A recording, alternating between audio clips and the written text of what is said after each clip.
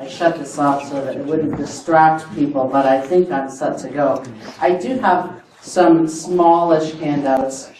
Being a really thrifty person, which you'll glad to hear about legislators, I've used some ones that I printed up last year, so I'm going to have you change the date on it as far as the next session. But I think that I have enough for everyone, and so just we'll kind of send them around. If your household is really large, maybe share for the time being, although it does look like I'm probably going to have enough. If you wouldn't mind. There, I'll put the rest of them back here at the end if your row runs out. So I put this presentation together actually a couple of years ago because before I was elected to the legislature, I really had no idea. There was one time that I thought maybe I would go and tell a committee about something that I knew something about, and I kind of looked up on the web page and talked about going to the committee and this and that, and it was really intimidating. I mean, I had no idea how that worked, and so I didn't go because I really didn't know what to do. Am I right in front of you? And I mean, I live in Cheyenne, where the Capitol building is, but I didn't work downtown, and people will be like, oh, the restaurants are all busy downtown because the legislature is in session. I say, oh, is it? I mean, you know, you have your daily life, you really have no idea. And so I put this together with the purpose of just really providing, I mean, it's very short, really, it's only like 18 or 20 slides, giving you a better understanding of how the legislature is put together, how you contact your legislator, how to even figure out who your legislators are, because a lot of times people don't know, and how the whole process works, hopefully to raise your comfort level with getting involved, which I think is really the goal, because you know you can have all the great and wonderful ideas in your living room, but it will be good if you can kind of get them out. So basically going to just cover and some of it is a little intro civics, Meds. For some of us, our civics classes are kind of long in the past. How to communicate the process, the committees, how to track a bill, which I hope will be particularly informative because I do get a lot of times hear from people say, I'm interested in such and such a bill, but I don't know where it is in the process. I don't know how people voted. How do I know who sponsored it? All that sort of stuff, and I will show you how that works. And what happens in between sessions, like now. This is just an old picture from before the Civil War. You know, I taught history for a while, so you have to pardon me on these. I just wanted to show you even the same, and I think all of you here are probably fairly aware of this, but sometimes I speak at homeschooling groups or that sort of thing too. You know, modeled after the U.S. government, the same spread, executive, legislative, and judicial, although in Wyoming we have 5 elected people in the executive branch rather than just the President of the United States. And so, of course, those of you who have been here the past 3 or 4 years are aware that sometimes having 5 electeds in the executive branch can lead to some interesting situations. So the legislative branch rather obviously passes or repeals, sometimes we might even repeal a law. The executive branch, just theoretically, just administers the programs to carry out the law, and theoretically, the judicial branch hears and decides questions about how the law is applied. And of course, never would it happen that these issues would be mixed up. Okay, now this, the legislature in Wyoming has 2 chambers, just like at the federal level. There are 30 senators and 60 representatives. And this map, you can see that, well, maybe you can't see from this, but every Senate district has 2 House districts nested inside of it. So you'll have one, you yourself will have 1 state senator, and then there are 2 representatives in that senator's district, and you'll have one of them, and some other people will have the other. And you can see pretty obviously that really crowded parts of the state, like Cheyenne, have more House districts because it's based on population after the census. And then you have really big ones like this brown one in the lower center, where there's obviously not a lot of people, and they had to make the district really big to find enough people to fit in it. You can find this Same map. I took this off the website, and let me just circle back now that probably people all have the cards. The card that you receive, the front side says working with your legislator, and then on the back. And because as I said, I was thrifty and printed these off last year, you should cross off the part that says the next session, because now the next session is the 2016 budget session, which will start on February 8th. Just so you know. But if you go on the legislative website, and again, that web address. And the session's only 20 days instead of 40. Yeah, and I'll bring that up. Thank you, Becky. You can go, if you are not sure who your legislator is, you can go on the legislative website, which is on that card, and you will find this thing, and you can zoom in and, find your way. State senators are elected for 4-year terms, unlike nationally that our U.S. senators have 6-year terms, but the state senators have 4-year terms, and the representatives have 2-year terms.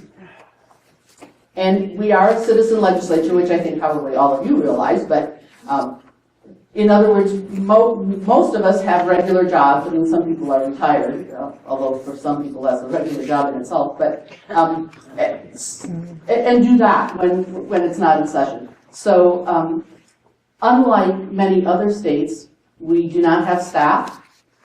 If you call us at home, you're likely to get our kid or something like that. The legislator may be at work, at his day job or her day job when you call. So just be aware that they're just people kind of trying to wedge in all these legislative parts in amongst their regular lives. Just for your information, we're paid $150 a day plus per diem, which for the session itself adds up to a little over $10,000 for the long session, the 40-day session, and a little over $5,000 for the odd session, and I won't go into that too long. I mean, it's not that really the focus of this, but so big question: who represents me, and how do I contact them? So, and this is on your card. Click on there's the website address. Click on legislator information. If you don't have access to a computer, find someone who does. I guess is because these days things are really switching to that. During the session, and this is again from my point of view, we have a couple of legislators here still with us, so maybe at the end they might want to throw in thoughts from their point of view. During the session, email is usually the best way, I think, because most of all of us have our computers set up at our desk and emails will pop up. You can leave a message at the, no longer at the Capitol now, we have the Jonah building, but I tried to update all this, I missed that one. When the legislature is not in session, that's where you really need to get to know your legislator, because some people check their email regularly. I check my legislative email probably every day. Other people, one legislator joked to me that computer for him is an example of governmental waste because it's kind of used as a lap warmer. So once you realize that your legislator is like that person, probably your email will not be answered for several years, really. In which case, you can find from the website what their phone number is, or write them a letter, or whatever. But it's different for different people. Now this one, I'm sorry, because I usually do it at home in Cheyenne. This shows the legislative map for Laramie and the city of Cheyenne. But I will just assume that in your own counties, you can probably go to the county clerk's website and find specifically where your voting areas are, or and of course some legislators, it covers several counties. So you will have to bring that around to your own situation, your own community, and find out who's your legislator and all. But so that's pertinent here. Okay. Just a little tip. We're people too. Don't look like that man. Just a little side tip. When I first ran, I have a friend who works in the Capitol, and she said, "Oh, Sue, you'd be great, but I hate to see you get involved with all that unpleasantness." And I assumed that she meant that the legislators were unpleasant to each other. However, what I have found is actually the legislators are generally quite nice to each other, but there are a few voters who are not nice at all. And if your mama taught you nice, you really should know that you should be nice to people. I mean, even aside from showing the image of Christ, even if you're a secular person, you get a lot more flies with honey than with vinegar. So I also want to put in, we do get I think all the legislature can say a lot of photocopied letters from national organizations. And usually one of the first tips is it starts off, Dear Assemblyman Wilson. We don't have assemblymen in Wyoming. Okay, so I know already that this letter came from Nevada or New Jersey or somewhere like that. So I'm already thinking, I don't know about that one. And after you get maybe 100 that say exactly the same thing, we're busy people. It just doesn't mean as much. We don't expect you to know every in and out of everything, but really, I think I probably speak for all of us here, a short paragraph on who you are, where you live, because I get letters sometimes from people in Michigan. I think, why do they care? Why should I even pay any attention to somebody in Michigan, really? Who you are, where you live, and this is why I support this, and I hope that you will too. It is good. Okay, we don't need 5 paragraphs from New Jersey. Just say it. I'll give you some more information on the dates too. And the legislative session in Wyoming is very short. As Becky pointed out, 20 days in 2016, 40 days the following. You have to really be on your toes. Because I sometimes, like this year, I got a couple letters in May. Please vote such and such a way. Well, session's been over for several months. Nothing I can do about it now. So it's nice and I have that person's email address if they were my constituent, but other than that, it's not very helpful. So you do want to try to pay attention and be timely. And I know, we all of us get stuff in our email box and then 12 weeks later, you look at it and you're like, oh yeah, I meant to follow this up. We know how that is. And so how does an idea become a bill? Different possibilities. A representative or senator we may have something stewing around in the back of our head, or a constituent may call and say, or a group like you say, hey, the speaker yesterday may say, I think this would be a great idea, something to run like this. So we go to what's called, we refer to by short, the LSO, the Legislative Service Office. They are a nonpartisan staff. As I said, we don't have any of our own staff. At the federal level, a lot of the staffers do a lot of this work. We don't have our own staff. The LSO works for all of us, and they will put it up in the right kind of legal language. So the person who comes up with this idea first, representative senator, is called the sponsor, the prime sponsor. And then that sponsor may ask other people to sign on. Sometimes there's been a topic under consideration by a committee over the summer, and they may decide to put together a bill themselves. The LSO still drafts it up, but in this case, it will say that it's sponsored by the Labor Committee or the Judiciary Committee, and there is not an individual sponsor. So you can see I didn't update this since 2013, but you get the idea. These are 4 bill examples of citizen ideas. These ideas came to us from people in Wyoming, not legislators, who said, hey, this is something that we think needs to be fixed. And you can see it's a real variety of stuff. Insurance coverage of certain disease, transfer of property on death by deed. That was actually one of my constituents' ideas. Uniform adult guardianship, record. So don't feel shy about saying, hey, I have an idea. And I think this is what is involved, and this would be what would be in it. It may not pan out.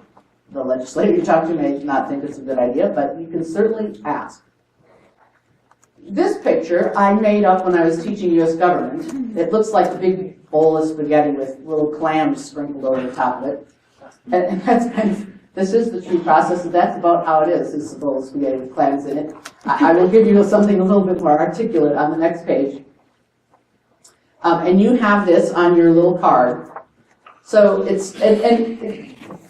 I have reduced it a little bit, okay? Not every eventuality is in this because I'm trying to give you something so that you can figure out how to intervene in the process, not necessarily write a textbook on the process.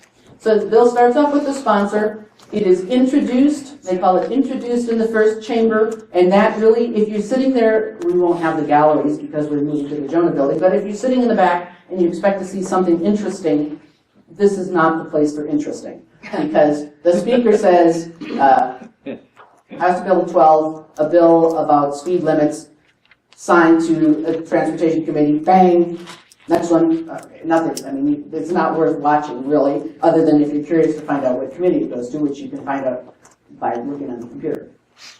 In the budget session, which is the upcoming session, a bill that is not the budget needs a 2/3 vote of the chamber to be introduced.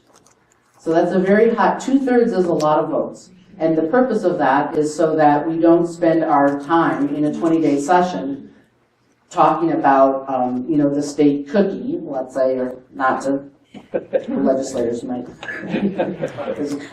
We did have that, but, so then the bill is assigned to a certain committee and it's put on the schedule. And I'll circle back through this again on committee process, but then basically when it comes up on the schedule for the committee will hear testimony, and this does not drag out over weeks and months like it can at the federal level. This is pretty much a 1 or 2 day deal on one day. And that's when you folks can come in. Some of you have been there. I know some of the pastors were there for several of the bills. This is where you can come right up to the table like anybody else and say, I'm so-and-so, and I'm in favor of the bill, or I'm against this bill, and this is why. That's your chance. So if the committee votes to pass the bill, it goes back to the chamber where it's placed on what they call general file, and that's a list of bills that is going to be considered by what we call the committee of the whole body of that chamber, whether it's the House or the Senate, wherever it started. So that this is a multiple day process. It could theoretically be 1, 2, 3 days like that, but sometimes we have a lot of bills, so it may take longer than that. The committee of the whole, we take turns, the people can stand up and debate. We did have, there was a bill, I don't know, last year or the year before, where the owner of a company was kind of miffed because he hadn't realized about that the committee had been hearing the bill, and he wanted to address the chamber. Well, we don't do that. Only the visitors sit in the gallery, and the legislators are the ones that talk. You guys cannot come on the chamber and explain what you think. And then it's voted on, and if it passes, and by the way, it can be amended. If it passes, a bill could die right here. The bill could have died in committee. There's a lot of opportunities for death, like the rest of the world. Then the next day, if the schedule is moving right along, it goes to second reading, which a lot of times nothing happens there. And that, I remember I took my government class there one time, and there's a lot of second reading, and you think, they're not even talking about what kind of legislature is that? That's pathetic. But if the bill has no amendments, then you don't talk about the bill again on second reading. So they might just say, House Bill, or what I said, 96, a bill about speed limits, here, no amendments, bang, passes to third reading. You're like, wait a minute, what was that? And that's just, if there are amendments, they'll be discussed. But the regular bill, the main bill, is not discussed again at this point. And that would go conceivably to the third day, the third reading, and again, there may be amendments offered, which often there are, and you vote on the amendments, and if the bill passes, then we send it down the hall to the other side, the Senate, in my case, the Senate, and then this process starts all over again. The exact same thing all over again. So it could die just as, and that happens many a time. There's a lot of bills that have passed the House and never either hit the floor, never got out of committee, whatever, on the other side. And we've had bills, as a matter of fact, I was just talking to someone this morning, there was a bill a couple years ago that passed 59-1 in the House and didn't get out of committee on the Senate side. The founders designed it that way. And you'll hear, people from other countries, Canada, Europe, whatever, talk about how gelatinous our process is and, nothing gets done. Well, really, the founders had a kind of a low view of human nature, and their goal was to design a system in which as little as possible got done, under the theory that we're likely to screw it up, and so it'd be better to make everybody stop as often as possible. If you thought we were bad now, I just do this thing again from historical point. This is shortly after the American Revolution, and two legislators, one from Vermont and one from Connecticut, got in a tiff and hit each other with their cane and the fireplace tongs. So we have no fireplace, so we're safer than that, I guess. Okay, so here again, and you have this website on your little card. Again, this is a sample. I pulled it out. I don't The reason I have these as still shots rather than linking it to the internet is because you have probably all seen presentations that relied upon your internet connection, and then the connection fails, and then you're sitting there looking at the screen going, well, I'll try to explain this to you. So I have foreseen the possibility of internet failure, so therefore this is just a plain still shot. If you have your computers with you and you want later for me to help you find the real live site and bookmark it, I'd be glad to do that. But this is, I just stick a standard one in here. So when you go to the legislative website, there's a place where you can look at the current session and then the calendar. And this is what you will see. And the list really went very longer, but you'll start off with say a second reading. That's the boring part, remember, unless there's amendments. You can see HB is a House bill. It started on that side. Senate file started in the Senate, and the sponsor. Half of these people are not even in the legislature anymore, but the sponsors are here. You can see that the bills themselves are lit up, so you can click on that and get the actual text of the bill if you wanted to, and the date and all that sort of stuff. You can also look at committee schedules. So if you know that the bill that you're interested in has, say, been assigned to labor health, where you get a lot of abortion type bills generally, unless, well, I'll talk about that later.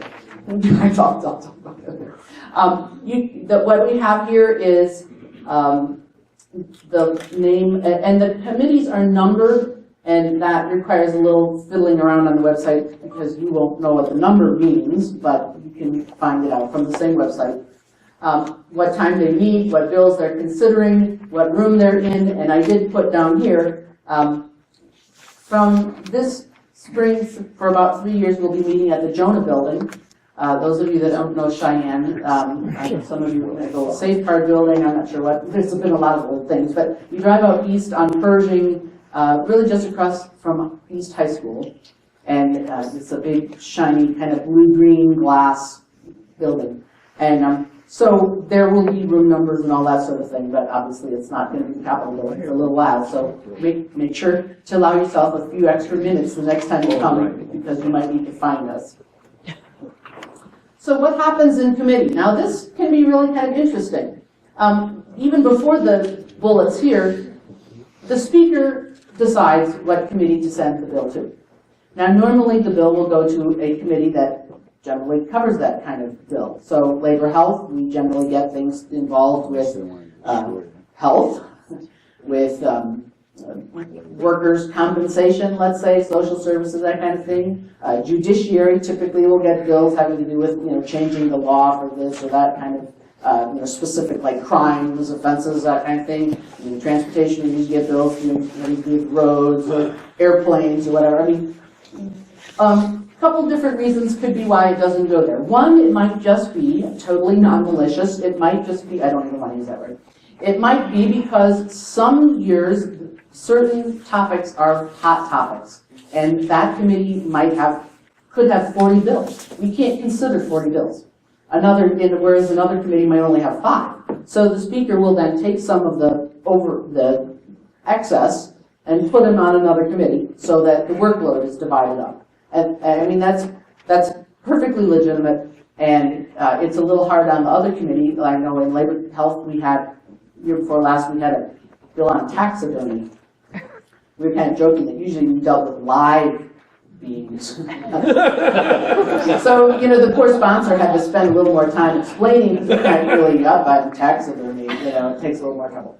Occasionally, there is sort of a committee shopping that happens, I will admit, where the speaker has kind of pre-questioned the committee chairs because the speaker either wants the bill to pass or wants to kill the bill, whichever way, and will maybe put it somewhere where they think it's more likely to sink or rise. Rank half its privilege.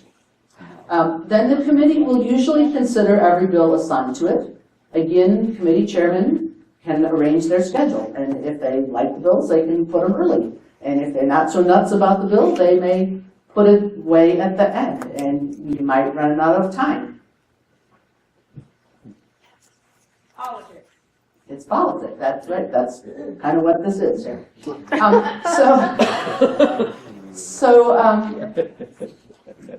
If the sponsor of the bill will usually have cultivated sufficient relationship with the committee chair to at least be able to find out when the bill is coming. Or I have had a number of bills where I had people coming from across the state to testify. And in that case, I've talked to the chair and said, I've got doctors coming from Saratoga and Casper. They need to make their patient schedule. Can you give me a week notice so I know when this is so I can tell them? Or I had a case where a guy was coming down from Cody and, so the sponsor should be able to give, if you're interested in a bill and you've communicated with the sponsor should be able to give you some days warning. Legally, we only have to give 24 hours, and there will be an announcement the day before, and the chairman gets up and says, tomorrow at 8 o'clock we'll consider such and such and such and such, whatever. So that's really all legal you get, although if you live in many parts of Wyoming, it's kind of tough to get to Cheyenne in February on that short of notice. So if you, as I say, if you know the sponsor should be able to give you some heads up on that. Again, your testimony from the sponsor, other elected officials, business owners, service providers, citizens, whomever. Sometimes you have to limit the time. You can see that especially in 20 days, if the committee's got 30 bills and we meet, say, 3 times a week, it doesn't leave a lot of time per bill, and you have to present it. And so I know there was a bill, some of you testified last year on the anti-discrimination bill. And I think people got 2 minutes per person or something to talk, because the chairman kind of counted up all the numbers and said, okay, I got an hour and 15 minutes until we have to sign back in, and I got this many people, do the division, you got 2 minutes. So be prepared. You can suggest an amendment. If you've read the bill and you think this is great, except it really needs an extra paragraph in this place, type it up, bring copies for the whole committee, which in this House side would be 9 plus 2 for the staff. But, bring copies. You can bring it up and suggest it and pass it out, and we'll talk about it. And maybe someone will put it in. That's part of your role. After the testimony closes, the committee will discuss the bill, vote on amendments, vote on the bill. And I just want to point out, many bills die in committee, and that is the committee's job. That's why we're there. It's not just because we need to warm up the seats and hear it more. The job is actually to weed out a lot of bills, because we have multiple hundreds of bills every session, and there is no way we could pass them all. There is also no way that they're actually all good bills. And it's the job of the committee to weed them out. So it's not a hostile thing. It's just, that's what we're there for. I'm going to really take questions at the end, but just because of this, if there's any questions just specific to committee, I would just take them now so I don't have to back up. When it comes to testifying and you're told you have 2 minutes right before the committee hearing, is it advisable to have handouts with more information that you can present in 2 minutes to give to the committee members? Did you all hear the question? Okay. And at the end, maybe other legislators may want to speak to this too. Personally, I think the legislators are limited in time and probably aren't going to get around to reading the material, because we have to vote at the end of that time. So we would, if you brought 5 pages, we won't have time to read it. You may possibly want to email that to some people that we could read ahead of time, but again, we get a lot of stuff, we might not read that either. Best thing really is for you to have your elevator speech ready in case you have to give it to that. There was another question back further. Yeah. Going back to the notice, legally 24 hours, but sometimes you can find out a week's notice or a few days anyway. Once that notice is giving out for a couple of days ahead of time for somebody who wants to come, does the opposition to the bill get the same notice? The notice that you might get to know that, let's see, what's today, Wednesday. Okay, so if I knew from talking to the chairman that the chairman had that bill on for next Tuesday, that's just informal, that's what the chairman said. I mean, I don't know that it will really stay on Tuesday. Their Friday meeting might go way over and they might be behind. So the fact that I told you, it looks like we're on for Tuesday, I wouldn't make non-refundable $500 hotel reservations necessarily, because that's not something that's going to go out and that we are legally held to. That will often happen. We might have 4 bills on the schedule, and maybe people really went a long time and it was complex and they didn't get to the last one. Just because it was on the schedule, you don't have to do it then. It can be pushed up. The only thing is you can't consider it before you told the population that you were going to do it. But it may get pushed back. Any more about this? Does that answer your question? I don't know if you can read this one here, and that's really too bad, but maybe you can see the picture. You've probably seen a lot of these, it's a standard picture cartoon, and I adapted it for just a little light moment here in the middle, how legislation really works. And if you can see the top left, there is sort of a swing with 3 layers, how the citizens explained it. Then the second one, you have a tree, and the swing is on either side, and of course it's going to hit into the trunk, how the sponsor understood it. The third one is how the Legislative Service Office drafted it. The fourth one, you can see you've got the trunk, a rope around, the swing is on the ground, what the committee heard from the first person who testified. Bottom left, what the committee heard from the second person who testified. Then we have a rope hanging, what the legislature passed, what the taxpayers paid for, and finally, what the citizens really wanted. So, we heard a little bit yesterday about expectations. Okay, I'm sad to say, perhaps you've noticed the political process is not the kingdom of God on earth. And there are slips, errors, mishaps, misunderstandings. There you go.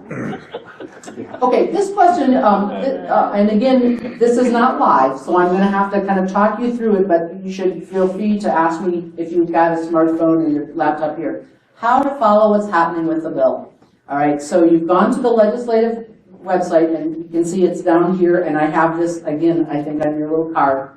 You click on when we're in session, you can go directly to this. You can also use this process for following something from last session. Maybe you're still sitting there grumping around about bill such and such, and you want to go look at it again. It's all archived in there. You can find it the same. So you go to bills, bill information. These are all the typical little clicky type of buttons.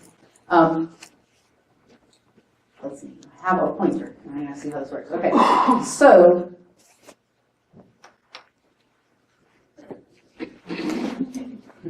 Okay, bill number, and yet now this screen is in order of bill number. Now you may not know what the bill number is, okay? So there are other options, but that's the bill number. Anything that's lit up in the blue up there, you can click on the header and it will resort alphabetically or numerically or whatever you want.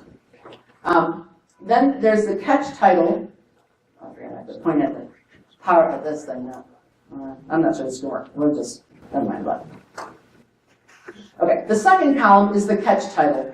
Now that will confirm your thought that you have arrived at the right bill, but I personally don't find it very useful because it's kind of like looking in the phone book. Some of you younger people don't know what that is, but when you look in the phone book and you look up doctor and it says see physician, or you look up siding and it says see aluminum products, it's kind of like that in my mind, so I don't find it terribly useful. But then you have the column, which is the sponsor, and it will list either the committee name, if it's a committee bill, or the main sponsor.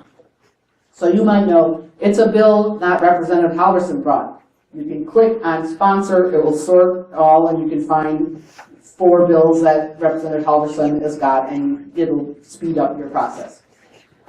Bill title, that's not that exciting, has amendments. Now that's rather key, and if you click on yes, it will show the amendments. I only say that because sometimes bills can be rather radically amended and not actually be really the same bill that they started with. And sometimes a bill that you might have voted for to start with, by the time it's amended, you don't actually want that bill anymore. So that is something to be aware of. I don't want to get too long through that. Okay, the next wide column says introduced. And you can click, you just click on the word introduced, and it will show you a copy of the bill as it was introduced. the entire bill. And I'm going to show you a bill page afterwards so you can see how that looks. But one thing too is you might say, I think my representative may have signed on to that bill. Or you say, I fear that my representative has signed on to that bill. Because the sponsor is just the first person that came up with it. But there may be, another 10 people's names on there. And you might want to know that. And you can see that by looking at the introduced bill. Fiscal note, now sadly, the fiscal note does not tell you what the impact will be on you personally, the taxpayer. That's just the fiscal note. How will this affect the state budget? So it's kind of useful, but it doesn't help your pocket much. Then we have the digest, all right? The digest, I'm going to show you a page on that later too. That digest shows you every step by step what stage the bill is at, if it's on committee, if it's in committee, if it's passed the committee, what the vote was in the committee, if it's on the floor, what's the vote on the floor. If it keeps passing, they don't list the votes of a bill that passed. But when a bill hits a failure stage, then it has to be a roll call vote. And so once the bill is died or final passage, you can look and see, did my legislator vote for that? Did my legislator not vote for that? Who are the people that voted for that? This is also useful for I use this a lot in past bills because maybe I'm bringing a similar bill. I know it died before. I want to know who did vote for it so I know who to talk to and say, well, would you sponsor this bill with me again? Or maybe go to no votes and say, well, I've changed this a little bit. Do you think that might change your vote? The digest is full of useful information. The engrossed version, which is a very odd word and kind of hard to remember if you know the little Romance languages about gross, being fat. That's the version that goes from the first house to the second house. And it's usually fatter because we've amended it. So that's why it's gross. There may be other reasons, but that's not. The Enrolled Act is what has passed the second house, so that's what goes to the governor. The chapter is just the final language as it goes in. Typically, the Enrolled Act and the chapter is pretty much the same thing. Although it's possible, if the governor is vetoed it, that would show up in there. And then there is a summary, which is a little one-paragraph thing. I don't use it myself, but you guys might find it useful. Okay, reading a bill. And you probably can't see this too well, but I guess you can. This is a bigger room than I usually have. A couple of key things to just point out. Up at the top, it says House Bill number 111, School Safety and Security. That's the title. That would be that catch title. Sponsored by, in this case, Representatives Eklund, Hutchings, and Semlak. And so that will show you who else was on the bill. A bill for, and then tells you what the purpose is. Now, a couple of really key things that I want to point out here, because this is where people often get confused when they're trying to comment to their legislator and say, well, that's a bad bill or it's a good bill. If many bills that we pass are changes to already existing bills, okay? So you can see up here the first red circle, Wyoming Statute 21.3.132 is created to read, all right? So we're making a new part, and that part in there is new. Then the next red circle says, the such and such statute is amended to read. And then it has language, no person authorized to carry concealed weapon, blah, blah, blah, blah, blah, except, okay, this is all existing language. The new language is the underline. Now, you're not going to get it in red if you have a printout, but I'm not lying. The underline is the new. I picked this specific bill because we had a lot of comments from people who were concerned that we were taking away the people's right to carry concealed firearms. Totally. However, what we were actually doing was adding, right now you can't take them into schools, and the potential bill was making an exception for that. So it was loosening restrictions. However, a lot of people looked and said, oh, they're banning the concealed carry, that's bad. But that was already existing language. So that is a really key difference. So the underscored is new. If it's stricken through, and I did show that on here, that's a deletion. Many times there is existing language on the bill, and so that's important to see. Okay, I'm almost done. We meet in odd-numbered years for 40 days. That was the session that's finished. January and February. Even-numbered years, we start February this year, February 8th for 20 days. That's the budget session. Between sessions, we call it the interim. The committees will meet various times around the state, so that's, again, you can go and testify before them, just like you can during session. The interim schedules and the agendas are posted online. We all go to our day jobs and all that sort of thing.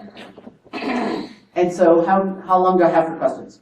Who's in charge? 2 minutes? Negative 3 minutes? -3, but we'll take 2. Take 2 questions.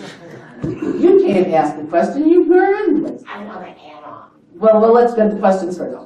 Robin? Well, I have another question about talking to your legislator or the sponsor of a bill that you're interested, essentially lobbying before that. Can you give us any advice on what is the most effective way to lobby for your bill? That's all. Okay, well, we'll let Marty answer. My take is, again, you have to know the person a little bit. I'm an email person. I'm not really a phone person. Some people call them on the phone, invite them for coffee. I mean, there's a lot of options, and I don't know that there's any one way. Marty wants to say something about that. This is Marty Halverson, who is a representative from Star Valley. 22. If you want to lobby us on a bill, do it well in advance. Now, you might think that we're going to forget it. If you put the House bill number or the subject of the bill into the subject line of your email, we can easily search for that, and the day the bill comes up, bam, we've got 10 emails from everybody with all the points of view. And again, as Sue says, if they're from Michigan, we're just going to delete that one. Sorry, Michigan. Yeah. Okay. Did we pick on Michigan? No. But Well, I'm from Wisconsin, so we should pick on Michigan. all right. So, do put the bill number, if you know it, or the subject matter in the subject line of your email. We might not read it right away, but when that bill comes up, all we're going to do is search. There's your emails, and that's what we take into consideration. So it's always good to, and send us your 5 pages at that point, that we can read them not in the committee hearing, but in advance of the committee hearing. And that's where we'll get all the points of view that you would like us to consider. And just to say on that, there's no bills on the site for you to look at now for the next session. People who are, a couple of weeks before, you'll start seeing some bills. Some bills may not be on the site until a week into session, depending. I mean, there's a deadline to when they come in. So, don't say, I wonder what the pro-life bill is for the for the 2016 session now, because there's nothing to see. Sue, just to add on to that too, it's helpful sometimes to know where you're at too. So if I take into consideration those emails and whatnot that come from my district versus say Laramie or Cheyenne. So if you can somewhere designate that this is where I'm from, that I'm your constituent, that kind of thing, it's very helpful for me anyway, because then I know that I'm taking more interest in that. Ditto. Okay, I think I should stop, but I'm here the rest of the session, so feel free to grab me or any of the other legislators, and hope to see you folks during session. Thank you.